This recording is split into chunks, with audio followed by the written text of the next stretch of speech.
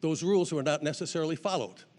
And so the commission felt that we could not put in a new rule, and what we thought we would do would just put in a way to enforce what they had agreed to, the original rule, no interruption.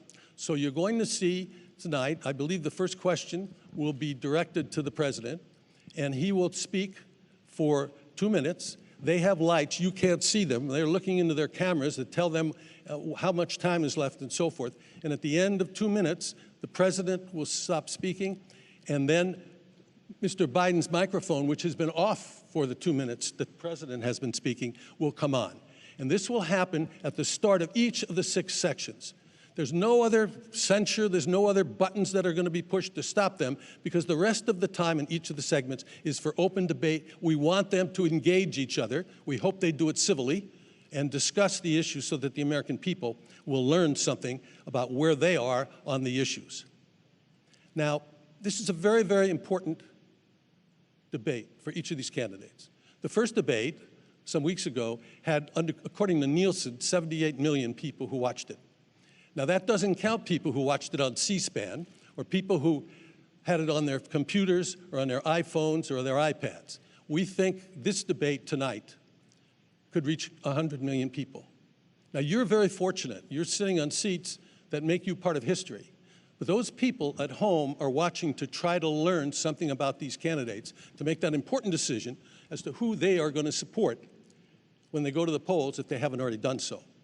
So it's not for you to participate by clapping, by standing up, by doing anything that would bring you into this. So please, please don't yell, because you're interfering with what those people are seeing. Now, there also is a rule on masks. It's not only our rule, it's the rule of the city, it's the rule of this university, so that you must wear a mask to come in, and you must keep your mask on. If you remove your mask while you're here, you will be approached, and you'll be asked to put it back on, and if you don't put it back on, you'll be asked to leave, and if you won't leave, you'll be escorted to leave, so which will cause you some embarrassment and will take time away from the important things that are going on today. One other thing, at exactly 8 o'clock, you're going to hear a lot of noise, because if you turn around and look behind you, those are the anchor booths of the major networks. And at exactly 8 o'clock, they're all going to go on at the same time. And you're going to hear a lot of voices that you'll recognize from different networks. So don't be surprised. That'll go on, and then they'll settle down as we go, and the moderator comes out and also says some words. So with that, let me introduce my co-chairman, Ken Wallach.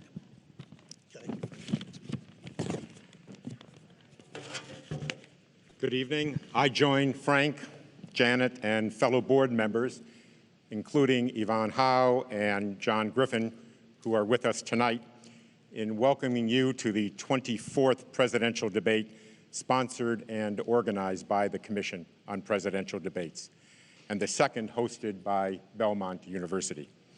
As the newest co-chair of the Commission, I'm proud to work alongside dedicated board members and a talented staff and crew who, against uphill odds, have built a nonpartisan institution since the Commission was established in 1987. Our sole mission continues to be the holding of debates that serve and inform the American people. Now, please spare me a moment to explain the Commission's efforts. Debates have evolved over the past 3 decades. More transparent criteria for qualification of debate participants, the trend toward a single moderator in order to focus greater attention on the candidates, and the allocation of time for different subject areas are but a few of the many changes that have been made. Many of the details for organizing the debates are left to agreement by the candidates themselves. The Commission has selected the times and places for debates, the moderators, and the debate formats. Based on experience, these are issues that, if left to the negotiations between the candidates' campaigns, are nearly impossible to resolve in a timely manner. In fact, it were protracted and at times unworkable negotiations on these types of issues that led, in part, to the establishment of the Commission itself. While there is always drama every 4 years, and this year is no exception. The process has worked. And post-debate research shows that the American people have considered these debates an important part of our political process. Debates have also created civic education opportunities for the schools and communities that have hosted them. Here at Belmont, the university has launched the Debate Programming Series that explores issues ranging from democracy to social media. The Commission has augmented these voter education efforts by establishing Debate Watch, which allows participants in all 50 states and Puerto Rico to exchange views on issues raised in debates and to listen respectfully to each other's opinions. Debate Watch 2020 will include more than 1 million participants. Overseas, the Commission, in partnership with the National Democratic Institute, has helped organize more than 400 candidate debates in 45 countries, most importantly, in new and emerging democracies. This initiative has led to the formation of Debates International, a support network of debate organizers from nearly 40 countries. I wanted to recognize the Commission's longest-standing supporter. For the past 32 years, the Judy and Peter Bloom Kovler Foundation has given its trust to the nonpartisan work of the Commission, and we are deeply grateful for their generous contribution to this year's debates. Now, it is my distinct honor to introduce Dr. Bob Fisher, President of Belmont University. Thank you.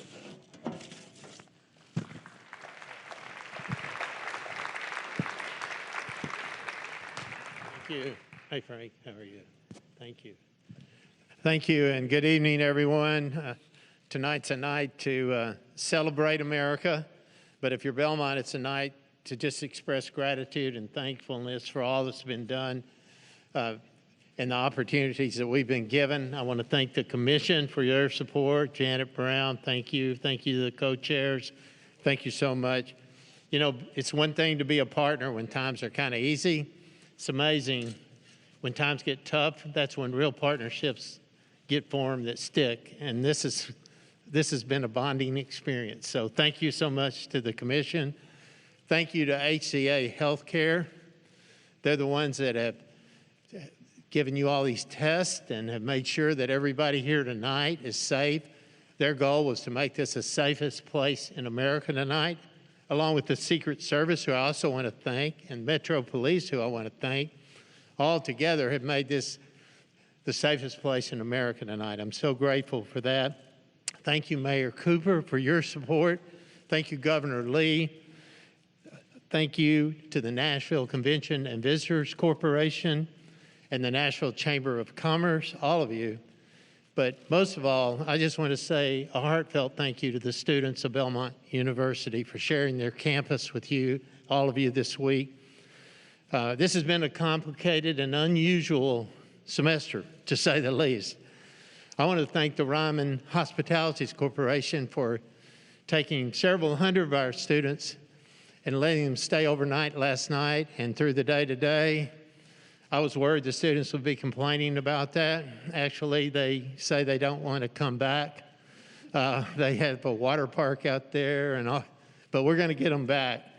But our students have embraced the challenge of living safely together, and we simply couldn't have done that without them.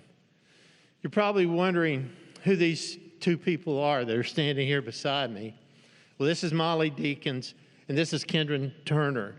They co-chaired the student volunteer group of 250 students who made this thing happen here at Belmont University, and I'm so grateful to them. Thank you, and thank all the Belmont volunteers for what you've done here. And finally, I have to say this. I've prayed enough about this happening that it'd be totally disingenuous if I didn't say thank you, God, that this is about to happen. God bless America. Thank you.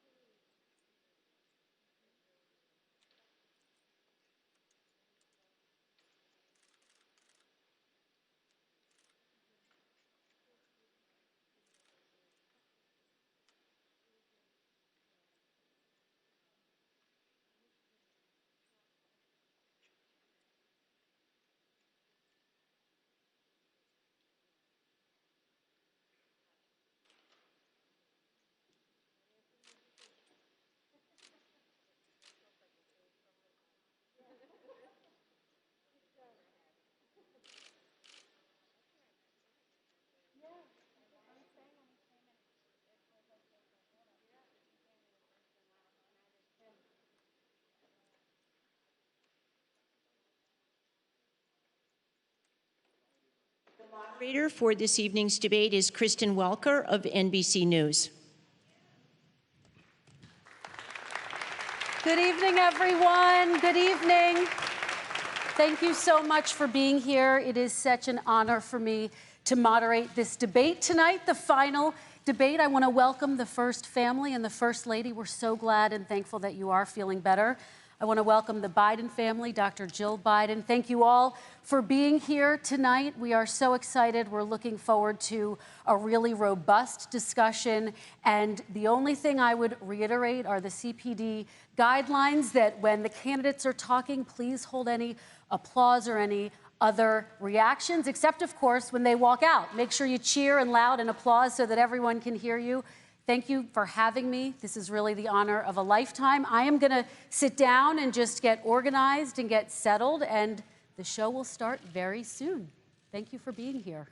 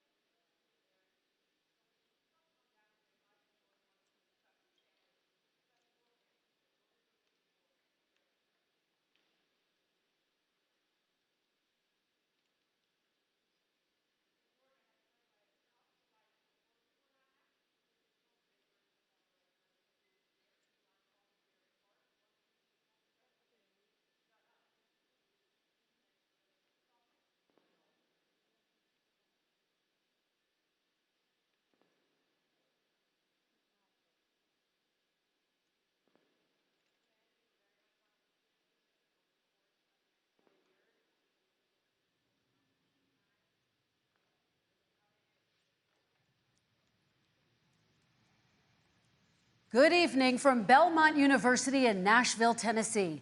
I'm Kristen Welker of NBC News, and I welcome you to the final 2020 presidential debate between President Donald J. Trump and former Vice President Joe Biden. Tonight's debate is sponsored by the Commission on Presidential Debates.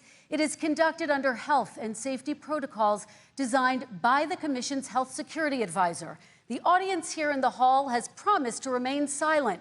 No cheers, boos, or other interruptions, except right now, as we welcome to the stage former Vice President Joe Biden and President Donald J. Trump.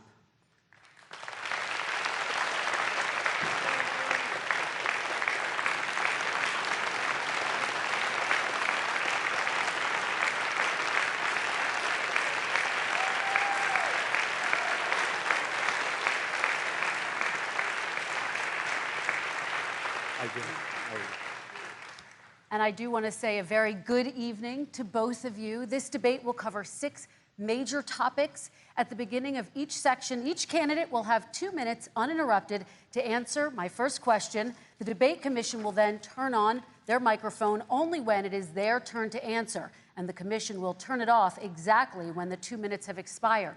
After that, both microphones will remain on, but on behalf of the voters, I'm going to ask you to please speak one at a time. The goal is for you to hear each other and for the American people to hear every word of what you both have to say. And so with that, if you're ready, let's start. And we will begin with the fight against the coronavirus. President Trump, the first question is for you. The country is heading into a dangerous new phase. More than 40,000 Americans are in the hospital tonight with COVID, including record numbers here in Tennessee. And since the two of you last shared a stage, 16,000 Americans have died from COVID. So please be specific. How would you lead the country during this next stage of the coronavirus crisis? 2 minutes, uninterrupted. So, as you know, 2.2 million people modeled out were expected to die. We closed up the greatest economy in the world in order to fight this horrible disease that came from China. It's a worldwide pandemic. It's all over the world. You see the spikes in Europe and many other places right now. If you notice, the mortality rate is down 85%. The excess mortality rate is way down and much lower than almost any other country. And we're fighting it, and we're fighting it hard. There is a spike. There was a spike in Florida, and it's now gone. There was a very big spike in Texas. It's now gone. There was a very big spike in Arizona. It's now gone. And there are some spikes and surges in other places. They will soon be gone. We have a vaccine that's coming. It's ready. It's going to be announced within weeks, and it's going to be delivered. We have Operation Warp Speed, which is the military is going to distribute the vaccine. I can tell you from personal experience that I was in the hospital. I had it, and I got better. And I will tell you that I had something that they gave me, a therapeutic, I guess they would call it. Some people could say it was a cure. But I was in for a short period of time, and I got better very fast, or I wouldn't be here tonight. And now they say I'm immune. Whether it's 4 months or a lifetime, nobody's been able to say that, but I'm immune. More and more people are getting better. We have a problem that's a worldwide problem. This is a worldwide problem. But I've been congratulated by the heads of many countries on what we've been able to do. If you take a look at what we've done in terms of goggles and masks and gowns and everything else, and in particular ventilators, we're now making ventilators all over the world, thousands and thousands a month, distributing them all over the world. It will go away, and as I say, we're rounding the turn, we're rounding the corner. It's going away. Okay, former Vice President Biden, to you, how would you lead the country out of this crisis? You have 2 minutes uninterrupted. 220,000 Americans dead. If you hear nothing else I say tonight, hear this. Anyone who's responsible for not taking control, in fact, not saying I take no responsibility initially, anyone who's responsible for that many deaths should not remain as President of the United States of America. We're in a situation where there are 1,000 deaths a day now, 1,000 deaths a day. And there are over 70,000 new cases per day. Compared to what's going on in Europe, as the New England Medical Journal said, they're starting from a very low rate. We're starting from a very high rate. The expectation is we'll have another 200,000 Americans dead between now and the end of the year. If we just wore these masks, the president's own advisors have told him, we could save 100,000 lives. And we're in a circumstance where the president thus far and still has no plan, no comprehensive plan. What I would do is make sure we have everyone encouraged to wear a mask all the time. I would make sure we move in the direction of rapid testing, investing in rapid testing. I would make sure that we set up national standards as to how to open up schools and open up businesses so they can be safe and give them the wherewithal, the financial resources to be able to do that. We're in a situation now where the New England Medical Journal, one of the most serious journals in the whole world, said for the first time ever that the way this president has responded to this crisis has been absolutely tragic. And so, folks, I will take care of this. I will end this. I will make sure we have a plan. President Trump, I'd like to follow up with you in your comments. You talked about taking a therapeutic. I assume you're referencing Regeneron. You also said a vaccine will be coming within weeks. Yes. Is that a guarantee? No, it's not a guarantee, but it will be by the end of the year. But I think it has a good chance. There are two companies, I think, within a matter of weeks, and it will be distributed very quickly. Can you tell us which companies? Johnson & Johnson is doing very well. Moderna is doing very well. Pfizer is doing very well. And we have numerous others. Then we also have others that we're working on very closely with other countries, in particular Europe. Let me follow up with you, and because this is new information, you have said a vaccine is coming soon, within weeks now. Your own officials say it could take well into 2021 at the earliest for enough Americans to get vaccinated. And even then, they say the country will be wearing masks and distancing into 2022. Is your timeline realistic? No, I think my timeline is going to be more accurate. I don't know that they're counting on the military the way I do, but we have our generals lined up, one in particular, that's the head of logistics. And this is a very easy distribution for him. He's ready to go as soon as we have the vaccine. And we expect to have 100 million vials. As soon as we have the vaccine, he's ready to go. Vice President Biden, your reaction, and just 40% of Americans say they would definitely agree to take a coronavirus vaccine if it was approved by the government. What steps would you take to give Americans confidence in a vaccine if it were approved? Make sure it's totally transparent. Have the scientists of the world see it, know it, look at it, go through all the processes. And by the way, this is the same fellow who told you this is going to end by Easter last time. This is the same fellow who told you that, don't worry, we're going to end this by the summer. We're about to go into a dark winter, and he has no clear plan, and there's no prospect that there's going to be a vaccine available for the majority of the American people before the middle of next year. President Trump, your reaction, he says you have no plan. I don't think we're going to have a dark winter at all. We're opening up our country. We've learned and studied and understand the disease, which we didn't at the beginning. When I closed and banned China from coming in heavily infected, and then ultimately Europe, but China was in January. Months later, he was saying I was xenophobic. I did it too soon. Now he's saying, oh, I should have, moved quicker. But he didn't move quicker. He was months behind me, many months behind me. And frankly, he ran the H1N1 swine flu, and it was a total disaster, far less lethal, but it was a total disaster. Had that had this kind of numbers, 700,000 people would be dead right now, but it was a far less lethal disease. Look, his own person who ran that for him, who, as you know, was his chief of staff, said it was catastrophic, it was horrible, we didn't know what we were doing. Now he comes up and he tells us how to do this. Also, everything that he said about the way every single move that he said we should make, that's what we've done. We've done all of it. But he was way behind us. Vice President Biden, your response. My response is he is xenophobic, but not because he shut down access from China. And he did it late after 40 countries had already done that. In addition to that, what he did, he made sure that we had 44 people that were in there in China trying to get to Wuhan to determine what exactly the source was. What did the president say in January? He said, no, he said, he's being transparent. The president of China is being transparent. We owe him a debt of gratitude. We have to thank him. And then what happened was we started talking about using the Defense Act to make sure we go out and get whatever is needed out there to protect people. And again, I go back to this. He had nothing. He did virtually nothing. And then he gets out of the hospital and he talks about, don't worry, it's all going to be over soon. Come on. There's not another serious scientist in the world who thinks it's going to be over soon. President Trump, your reaction? I say over soon. I say we're learning to live with it. We have no choice. We can't lock ourselves up in a basement like Joe does. He has the ability to lock himself up. I don't know. He's obviously made a lot of money someplace, but he has this thing about living in a basement. People can't do that. By the way, I, as the president, couldn't do that. I'd love to put myself in the basement or in a beautiful room in the White House and go away for a year and a half until it disappears. I can't do that. And Kirsten, every meeting I had, and I'd meet a lot of families, including Gold Star families and military families, every meeting I had, and I had to meet them. I had to. It would be horrible to have canceled everything. I said, you know, this is dangerous.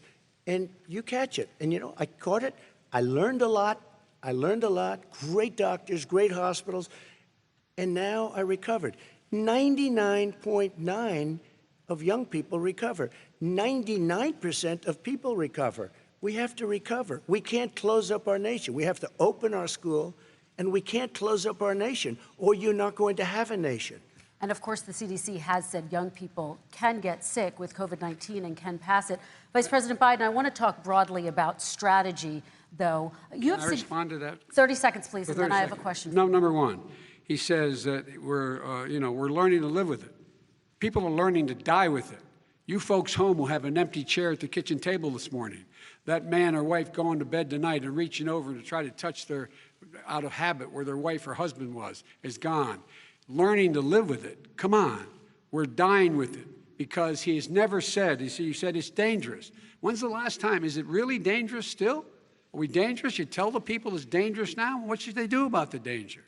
And you say, I take no responsibility. Let me talk about your two. Excuse me, I take full responsibility. It's not my fault that he came here. It's China's fault. And you know what? It's not Joe's fault that he came here either. It's China's fault. They kept it from going into the rest of China for the most part, but they didn't keep it from coming out to the world, including Europe and ourselves. Vice President Biden. The fact is that when we knew it was coming, when it hit, what happened? What did the president say? He said, don't worry, it's going to go away. Be gone by Easter. Don't worry. The warm weather. Don't worry. Maybe inject bleach. He said he was kidding when he said that, but a lot of people thought it was serious. A whole range of things the president has said. Even today, he thinks we are in control. We're about to lose 200,000 more people. President Trump. Look, perhaps just to finish this, I was kidding on that, but just to finish this, when I closed, he said I shouldn't have closed. And that went on for months. Nancy Pelosi said the same thing. She was dancing on the streets in Chinatown in San Francisco. But when I closed, he said, this is a terrible thing, you're xenophobic. I think he called me racist even, and because I was closing it to China. Now he says I should have closed it earlier. It just, Joe, it doesn't work. I didn't say either of those things. You certainly did. You certainly did. I talked about a xenophobia in a different context. It wasn't about closing the border to Chinese coming to the United States. All right, I want to talk about both of your different strategies to handling He thought this. I shouldn't have closed the border. Well, that's obvious. Do you want to respond to that quickly, Vice President Biden? Okay. Let's talk about your different strategies toward dealing with this. Mr. Vice President, you suggested you would support new shutdowns if scientists recommended it. What do you say to Americans who are fearful that the cost of shutdowns, the impact on the economy, the higher rates of hunger, depression, domestic and substance abuse outweighs the risk of exposure to the virus? What I would say is I'm going to shut down the virus, not the country. It's his ineptitude that caused the country to have to shut down in large part. Why businesses have gone under, why schools are closed, why so many people have lost their living, and why they're concerned. Those other concerns are real. That's why he should have been, instead of in a sand trap in his golf course, he should have been negotiating with Nancy Pelosi and the rest of the Democrats and Republicans about what to do about the acts they were passing for billions of dollars to make sure people had the capacity. But you haven't ruled out more shutdowns.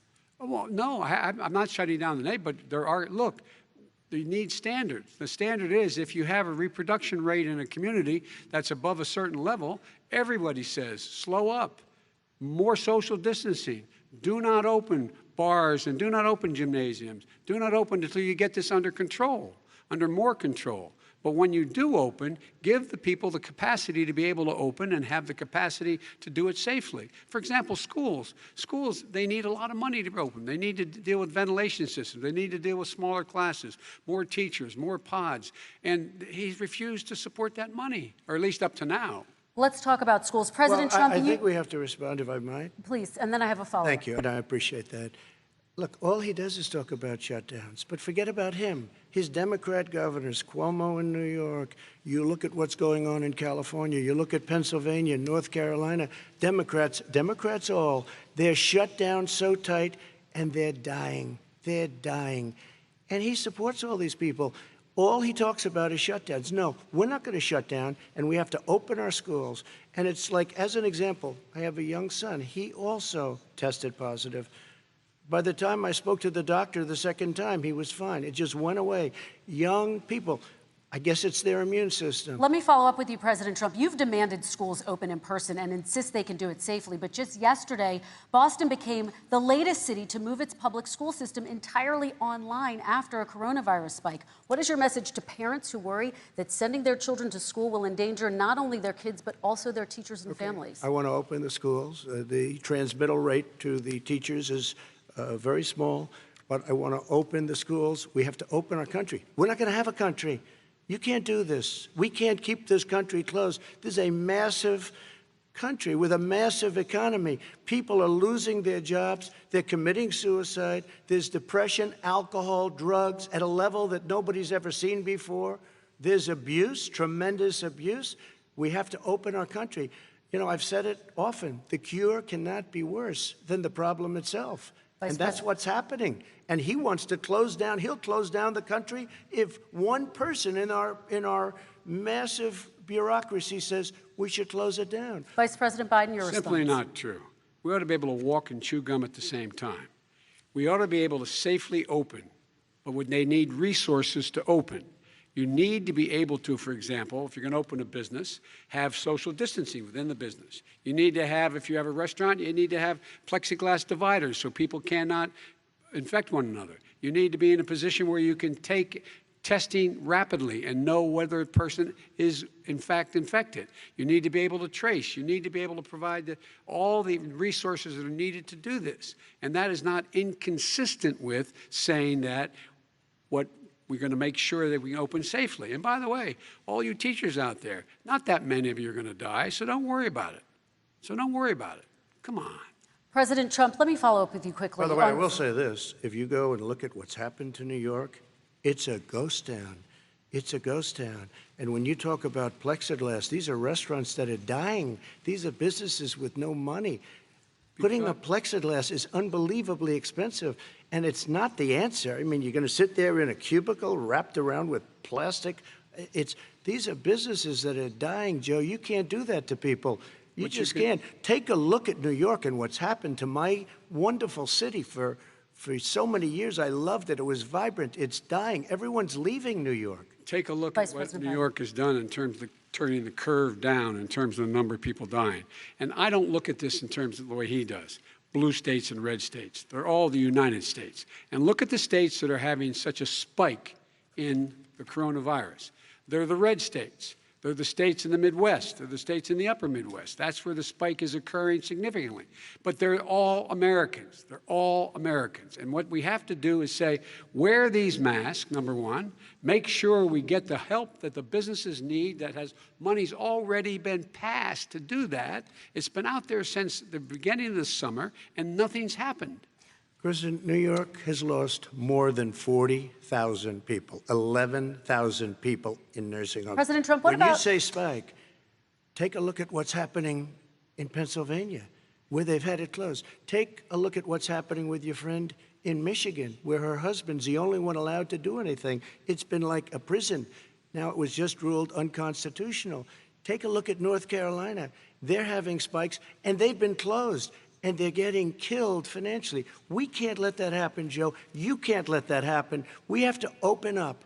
And we understand the disease. We have to protect our seniors. We have to protect our elderly. We have to protect especially our seniors with heart problems and diabetes problems, and we will protect them. We have the best testing in the world by far. That's why we have so many cases. Let me follow up with you before we move on to our next section. President Trump, this week you called Dr. Anthony Fauci, the nation's best-known infectious disease expert, quote, a disaster. You described him and other medical experts as, quote, idiots. If you're not listening to them, who are you listening to as you fight this? I'm listening to all of them, including Anthony. I get along very well with Anthony. But he did say, don't wear masks.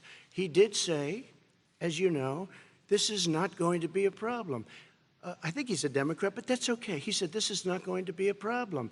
We are not going to have a problem at all. When Joe says that, I said, Anthony Fauci said, and others, and many others, and I'm not knocking him a lot. Nobody knew. Look, nobody knew what this thing was. Nobody knew where it was coming from, what it was. We've learned a lot.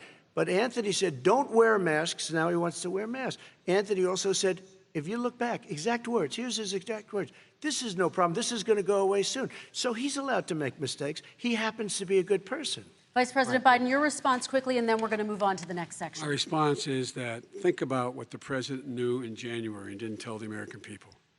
He was told this was a serious virus that spread in the air, and it was much worse than the flu. He went on record and said to one of your colleagues, recorded, that in fact he knew how dangerous it was, but he didn't want to tell us. He didn't want to tell us because he didn't want us to panic. He didn't want us, Americans don't panic. He panicked. But guess what? In the meantime, we find out in the New York Times the other day that, in fact, his folks went to Wall Street and said this is a really dangerous thing. And a memo out of that meeting, not from his administration, but from some of the brokers, said sell short because we got to get moving. It's a dangerous problem. Well, this is I'm going to give you 30 seconds to respond, and then we're going to move on. I don't know. Somebody went to Wall Street. You're the one that takes all the money from Wall Street. I don't take it. You have raised a lot of money, tremendous amounts of money. And every time you raise money, deals are made, Joe. I could raise so much more money. As president and as somebody that knows most of those people, I could call the heads of Wall Street, the heads of every company in America. I would blow away every record, but I don't want to do that because it puts me in a bad position. And then you bring up Wall Street. You shouldn't be bringing up Wall Street because you're the one that takes the money from Wall Street, not me. I could blow away your records that, like you wouldn't believe. We don't need money. We have plenty of money. In fact, we beat Hillary Clinton with a tiny fraction of the money that she was able to. All right, gentlemen, we're going to move on. Don't tell me about Wall Street. Average contribution, $43. All right, we're going to move on to our next section, which is national security. And I do want to start with the security of our elections and some breaking news from overnight. Just last night, top intelligence officials confirmed again that both Russia and Iran are working to influence this election. Both countries have obtained U.S. voter registration information, these officials say, and Iran sent intimidating messages to Florida voters. This question goes to you, Mr. Vice President. What would you do to put an end to this threat? You have 2 minutes uninterrupted. I made it clear, and I ask everyone else to take the pledge. I made it clear that any country, no matter who it is, that interferes in American elections will pay a price. They will pay a price. And it's been overwhelmingly clear this election, I won't even get into the last one, this election, that Russia has been involved, China has been involved to some degree, and now we learn that Iran is involved. They will pay a price if I'm elected. They're interfering with American sovereignty. That's what's going on right now. They're interfering with American sovereignty. And to the best of my knowledge, I don't think the president said anything to Putin about it. I don't think he's talking to them a lot. I don't think he said a word. I don't know why he hadn't said a word to Putin about it. And I don't know what he has recently said, if anything, to the Iranians. My guess is he'd probably be more outspoken with regard to the Iranians. But the point is this, folks. We are in a situation where we have foreign countries trying to interfere in the outcome of our election. His own national security advisor told him that what is happening with his buddy, I will. His buddy, Rudy Giuliani, he's being used as a Russian pawn. He's being fed information that is Russian, that is not true. And then what happens? Nothing happens. And then you find out that everything that's going on here about Russia is wanting to make sure that I do not get elected the next president of the United States because they know I know them and they know me. I don't understand why this president is unwilling to take on Putin when he's actually paying bounties to kill American soldiers in Afghanistan, when he's engaged in activities that are trying to destabilize all of NATO. I don't know why he doesn't do it, but it's worth asking the question, why isn't that being done? Any country that interferes with us will, in fact, pay a price because they're affecting our sovereignty. President Trump, same question to you. Let me ask the question. You're going to have 2 minutes to respond. For 2 elections in a row now, there has been substantial interference from foreign adversaries. What would you do in your next term to put an end to this? 2 minutes, uninterrupted. Well, let me respond to the first part, as Joe answered. Joe got $3.5 million from Russia, and it came through Putin because he was very friendly with the former mayor of Moscow, and it was the mayor of Moscow's wife. And you got $3.5 million. Your family got $3.5 million, and you know, someday you're going to have to explain, why did you get 3.5? I never got any money from Russia. I don't get money from Russia. Now, about your thing last night, I knew all about that. And through John Ratcliffe, who is fantastic, DNI, he said, the one thing that's common to both of them, they both want you to lose, because there has been nobody tougher to Russia. Between the sanctions, nobody tougher than me on Russia. Between the sanctions, between all of what I've done with NATO, you know, I've got the NATO countries to put up an extra $130 billion, going to $420 billion a year. That's to guard against Russia. I sold, while he was selling pillows and sheets, I sold tank busters to Ukraine. There has been nobody tougher on Russia than Donald Trump. And I'll tell you, they were so bad. They took over the submarine port. You remember that very well. During your term, during you and Barack Obama, they took over a big part of what should have been Ukraine. You handed it to them, but you were getting a lot of money from Russia. They were paying you a lot of money, and they probably still are. But now, with what came out today, it's even worse. All of the emails, the horrible emails of the kind of money that you were raking in, you and your family. And Joe, you were vice president when some of this was happening, and it should have never happened. And I think you owe an explanation to the American people. Why is it? Somebody just had a news conference a little while ago who was essentially supposed to work with you and your family, but what he said was damning. And regardless of me, I think you have to clean it up and talk to the American people. Maybe you can do it right now. Vice President Biden, you may respond. 30 seconds. And then I do want to follow up on the election security. I have not taken a penny from any foreign source ever in my life. We learned that this president paid 50 times the tax in China, has a secret bank account with China, does business in China, and in fact is talking about me taking money. I have not taken a single penny from any country whatsoever, ever. Number one. Number two, this is a president, I have released all of my tax returns, 22 years. Go look at them. 22 years of my tax return. You have not released a single solitary year of your tax return. What are you hiding? Why are you unwilling? The foreign countries are paying you a lot.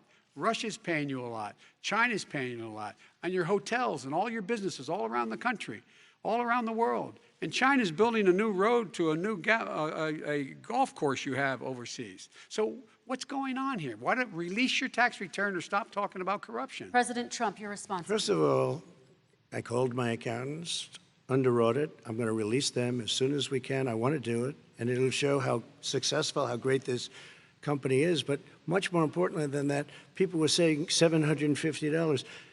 I asked them a week ago, I said, what did I pay? They said, sir, you prepaid tens of millions of dollars. I prepaid my tax. Tens over the last number of years.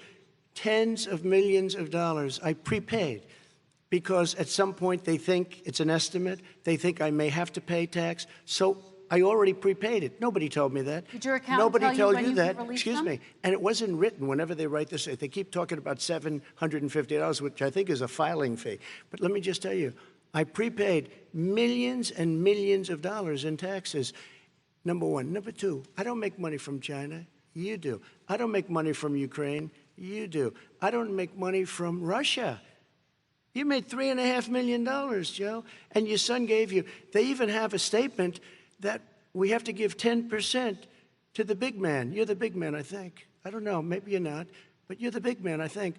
Your son said we have to give 10% to the big man. Joe, what's that all about? It's terrible. All right, gentlemen, I want to ask you both some questions about all of this, but I'm going to let you both respond very quickly. You just said you spoke to your accountant about potentially releasing your taxes. Did he tell you when you can release them? Do you have a deadline for when you're going to release them to the American people? I get treated worse than the Tea Party got treated. Because I have a lot of people in there, deep down in the IRS, they treat me horribly. We made a deal, it was all settled until I decide to run for president. I get treated very badly by the IRS, very unfairly. But we had a deal all done. As soon as we're completed with the deal, I want to release it. But I have paid millions and millions of dollars, and it's worse than paying. I paid in advance. It's called prepaying your taxes. I paid in advance. I want to ask you both about questions regarding your potential foreign entanglements and questions that have been raised to give you both a chance to talk about this more broadly. Respond very quickly, and then I'll get to my question. Why did he's been saying this for 4 years? Show us. Just show us. Stop playing around. You've been saying for 4 years you're going to release your taxes. Nobody knows it, Mr. President. What they do know is you're not paying your taxes, or you're paying taxes that are so low. When last time he said what he paid, he said, I only pay that little because I'm smart. I know how to game the system. Come on. Come on, folks. Very quickly, President Trump, and then I want to get to two questions to both of you on this. I was put through a phony witch hunt for 3 years. It started before I even got elected. They spied on my campaign. No president should ever have to go through what I went through. Let me just say this. Mueller and 18 angry Democrats and FBI agents all over the place spent $48 million. They went through everything I had, including my tax returns, and they found absolutely no collusion and nothing wrong. $48 million. I guarantee you, if I spent $1 million on you, Joe, I could find plenty wrong. Because the kind of things that you've done and the kind of monies that your family has taken, I mean, your brother made money in Iraq. Millions of dollars. Your other brother made a fortune, and it's all through you, Joe. And they say you get some of it, and you do live very well. You have houses all over the place. You live very well. All right, gentlemen, let me just ask some questions about all of this broadly. Vice President Biden, there have been questions about the work your son has done in China and for a Ukrainian energy company when you were vice president. In retrospect, was anything about those relationships inappropriate or unethical? Nothing was unethical. Here's what the deal. With regard to Ukraine, we had this whole question about whether or not, because he was on the board, I later learned of a Burisma, a company, that somehow I had done something wrong. Yet every single solitary person, when he was going through his impeachment, testifying under oath who worked for him, said, I did my job impeccably. I carried out U.S. policy. Not one single solitary thing was out of line. Not a single thing, number one. Number two, the guy who got in trouble in Ukraine was this guy trying to bribe the Ukrainian government to say something negative about me, which they would not do and did not do because it never, ever, ever happened. My son has not made money in terms of this thing about, what are you talking about, China. I have not had, the only guy made money from China is this guy. He's the only one. Nobody else has made money from China. President Trump, let me ask my question to you. But could I just one thing? Very quickly. His son didn't have a job for a long time, was sadly no longer in the military service. I won't get into that. And he didn't have a job. As soon as he became vice president, Burisma, not the best reputation in the world. I hear they paid him $183,000 a month. Listen to this. $183, and they gave him a $3 million upfront payment. All right. And he had no energy. I'm going to let the Vice President respond to that quickly, and then I need dishonest. to get to a question to you. Very quickly. No basis for that. Everybody investigated that. No one said anything he did was wrong in Ukraine. Okay, President Trump, this is for you. Since you took office, you've never divested from your business. You've personally promoted your properties abroad. A report this week, which was referenced, does indicate that your company has a bank account in China. So how can voters know that you don't have any foreign conflicts of interest? I have many bank accounts, and they're all listed, and they're all over the place. I mean, I was a businessman doing business. The bank account you're referring to, which is everybody knows about it, it's listed. The bank account was in 2013. That's when it was. It was opened it was closed in 2015, I believe. And then I decided, because I was thinking about doing a deal in China like millions of other people. I was thinking about it, and I decided I'm not going to do it. Didn't like it. I decided not to do it. Had an account open, and I closed it. Okay. Excuse me. And then, unlike him, where he's vice president and he does business, I then decided to run for president after that. That was before. So I closed it before I even ran for president, let alone became president. Big difference. He is the vice president of the United States, and his son, his brother, and his other brother are getting rich. They're like a vacuum cleaner. They're sucking up money every President Trump, place he thank goes. you. We do Not need to true. move on. I do want to ask you, Vice President Biden, about China. Let's talk about China more broadly. There have, of course, President Trump has said that they should pay for not being fully transparent in regards to the coronavirus. If you were president, would you make China pay? And please be specific. What would that look like? What I'd make China do is play by the international rules, not like he has done. He has caused the deficit of China to go up, not down, with China, up, not down. We are making sure that in order to do business in China, you have to give all your intellectual property. You have to have a partner in China. It's 51%.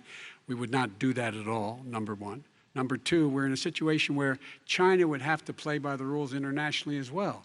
When I met with Xi, when I was still vice president, he said we're setting up air identification zones in the South China Sea. You can't fly through them. I said we're going to fly through them. We just flew B-52, B-1 bombers through it. We're not going to pay attention. They have to play by the rules. And what's he do? He embraces guys like the thugs like in North Korea and the Chinese president and Putin and others, and he pokes his finger in the eye of all of our friends, all of our allies. We make up we're 25% of the world's economy. We need to be having the rest of our friends with us saying to China, these are the rules. You play by them or you're going to pay the price for not paying by them economically. That's the way I will run it, and that's what we did in upholding steel tariffs and a range of other things when we were president and vice president. All right, let's talk about North Korea. Excuse me, no, I have to respond to that. Okay, very quickly, and then His we're son going to move walked on out to with North $1.5 billion from China to Not manage after true. spending 10 minutes in office and being in Air Force Two, number one. Number two, there's a very strong email talking about your family wanting to make $10 million a year for introductions. President Trump, on China policy, though, what No, but wait a specifically are minute. you going to do? What specifically are you going to do to make China pay? You've said you're going First to of make all, them pay. China is paying. They're paying billions and billions of dollars. I just gave New $28 billion. sanctions? New sanctions? I just gave $28 billion to our farmers. because Taxpayers' China, money. It's what? Taxpayers' money. Didn't No, come no, from yeah, China. you know who the taxpayer is. It's called China. China paid true. $28 billion, and you know what they did to pay it, Joe? They devalued their currency, and they also paid up. And you know who got the money? Our farmers, our great farmers, because they were targeted. You never charged them anything. Also, I charged them 25% on dumped steel because they were killing our steel industry. We were not going to have a steel industry. Okay. And now we have a steel Okay, industry. Vice President Biden, your response, please. Our response is, look, this isn't about, there's a reason why he's bringing up all this malarkey. There's a reason for it. He doesn't want to talk about the substantive issues. It's not about his family and my family. It's about your family. And your family's hurting badly. If you're making if you're a middle-class family, you're getting hurt badly right now. You're sitting at the kitchen table this morning deciding, well, we can't get new tires, they're bald because we have to wait another month or so. Or are we going to be able to pay the mortgage? Or who's going to tell her she can't go back to community college? They're the decisions you're making in the middle-class families like I grew up in Scranton and Claymont. They're in trouble.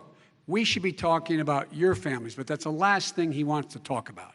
I want That is a to talk about typical statement. North Korea. Excuse me, just I do for want one to turn second, to please. 10 seconds, Mr. President. That's 10 a seconds. typical political statement. Let's get off this China thing, and then he looks, the family, around the table, everything. Just a typical politician when I see that. Let's talk about I'm not North a typical Korea now. politician. Okay, That's why I got President elected. Let's Let's get get off the subject of China. Let's talk sitting around the table. All right. Come on, Joe, you can do better. We're going to talk about North Korea now. President Trump, you've met with North Korean leader Kim Jong-un 3 times. You've talked about your beautiful letters with him. You've touted the fact that there hasn't been a war or a long-range missile test. And yet North Korea recently rolled out its biggest ever intercontinental ballistic missile and continues to develop its nuclear arsenal. Do you see that as a betrayal of the relationship you forged? Just 30 seconds here because we need to get on to the next So segment. when I met with Barack Obama, we sat in the White House right at the beginning, had a great conversation. It was supposed to be 15 minutes, and it was well over an hour. He said the biggest problem we have with North Korea. He indicated we will be in a war with North Korea. Guess what? It would be a nuclear war, and he does have plenty of nuclear capability. In the meantime, I have a very good relationship with him. Different kind of a guy, but he probably thinks the same thing about me. We have a different kind of a relationship. We have a very good relationship, and there's no war. And you know, about 2 months ago, he broke into a certain area. They said, oh, there's going to be trouble. I said, no, they're not, because he's not going to do that. And I was right. Look, instead of being in a war where millions of people, Seoul, you know, is 25 miles away, millions and millions, 32 million people in Seoul, millions of people would be dead right now. President we Trump, don't have that's a war, 30 and seconds. I have a good Thank relationship. you. Vice President Biden, to you. North Korea conducted 4 nuclear tests under the Obama administration. Why do you think you would be able to rein in this persistent threat right Because now? I'd make it clear, which we were making clear to China, they had to be part of the deal. Because here's I made it clear, and as a spokesperson of the administration when I went to China, that they said, why are you moving your missile defense up so close? Why are you moving more forces here? Why are you continuing to do military maneuvers with South Korea? I said, because North Korea is a problem, and we're going to continue to do it so we can control them. We're going to make sure we can control them and make sure they cannot hurt us. And so if you want to do something about it, step up and help. If not, it's going to continue. What has he done? He's legitimized North Korea. He's talked about his good buddy, who's a thug, and he talks about how we're better off. And they have much more capable missiles, able to reach U.S. territory much more easily than ever did before. Let me follow up with you, Vice President Biden. You've said you wouldn't meet with Kim Jong-un without preconditions. Are there any conditions under which you would meet with him? On the condition that he would agree that he would be drawing down his nuclear capacity to get the Korean Peninsula should be nuclear-free zone. All right, let's move on to American families. Kristen, they tried Very to quickly, meet with 10 him. seconds, They President. tried to meet with him. He wouldn't do it. He didn't like Obama. He didn't like him. He wouldn't do it. Okay, I know got to for give him a fact they chance to tried. respond to that He before we wouldn't move do on. it. You And know, that's okay. You know what, North Korea, we're not in a war. We have a good relationship. You know, people don't understand. Having a good President relationship Trump, with we have leaders to of move other on, 'cause countries we have is a lot a of good thing. We have a lot of questions to get Yes, to. not That's Your like response. saying we had a good relationship with Hitler before he, in fact, invaded Europe, the rest of Europe. Come on. The reason he would not meet with President Obama is because President Obama said, we're going to talk about denuclearization. We're not going to legitimize you, and we're going to continue to put stronger and stronger sanctions on you. That's why he wouldn't meet with us. All right, And let's it didn't move happen. on. Let's Excuse move on me. and talk about He left American me a families. mess, Kristen. President Trump, okay, we do They need to move left on. me a mess. North Korea was a mess. We And need in to fact, move if on you so that remember we the can get first to 2 all or of our 3 other months, questions tonight, there was a President very Trump. dangerous period in my first 3 months before we sort of worked things out a little bit. Okay. There was a they left us a mess. And Obama would be, I think, the first to say it was the single biggest problem he thought that our country had. Okay, let's move on to American families and the economy. One of the issues that's most important to them is health care, as you both know. Today, there was a key vote on a new Supreme Court Justice, Amy Coney Barrett, and health care is at the center of her confirmation fight. Over 20 million Americans get their health insurance through the Affordable Care Act. It's headed to the Supreme Court, and your administration, Mr. President, is advocating for the court to overturn it. If the Supreme Court does overturn that law, those 20 million Americans could lose their health insurance almost overnight. So what would you do if those people have their health insurance taken away? You have 2 minutes uninterrupted. Sure. First of all, I've already done something that nobody thought was possible. Through the legislature, I terminated the individual mandate. That is the worst part of Obamacare, as we call it. The individual mandate where you have to pay a fortune for the privilege of not having to pay for bad health insurance. I terminated. It's gone. Now it's in court because Obamacare is no good. But then I made a decision. Run it as well as you can to my people, great people. Run it as well as you can. I could have gone the other route and made everybody very unhappy. They ran it. Premiums are down, everything's down. Here's the problem. No matter how well you run it, it's no good. What we'd like to do is terminate it. We have the individual mandate done. I don't know that it's going to work. If we don't win, we will have to run it, and we'll have Obamacare, but it'll be better run. But it no longer is Obamacare, because without the individual mandate, it's much different. Pre-existing conditions will always stay. What I would like to do is a much better health care, much better, will always protect people with pre-existing. So I'd like to terminate Obamacare, come up with a brand new, beautiful health care. The Democrats will do it because there'll be tremendous pressure on them, and we might even have the House by that time, and I think we're going to win the House, okay? You'll see, but I think we're going to win the House.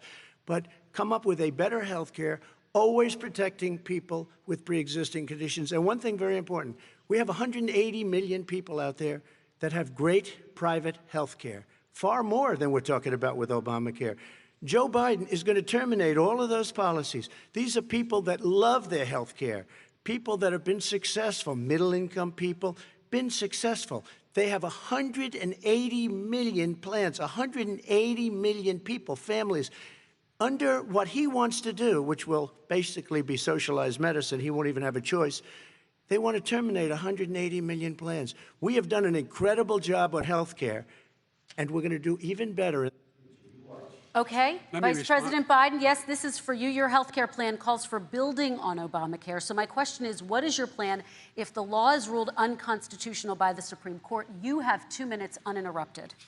What I'm going to do is pass Obamacare with a public option.